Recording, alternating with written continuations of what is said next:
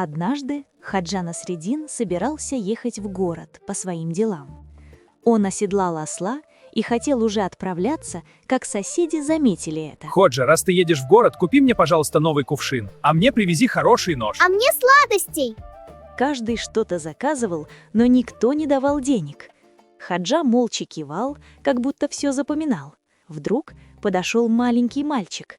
Ходжа, купите мне, пожалуйста, свисток. Насреддин взял монету, положил ее в карман и поехал в город. Когда он вернулся, соседи снова собрались вокруг него. Ходжа, привез мой кувшин, а мой нож? Где мои сладости? Хаджа спокойно ответил. Из всего, что вы заказали, я смог запомнить только свисток. Возможно, потому что только он был оплачен.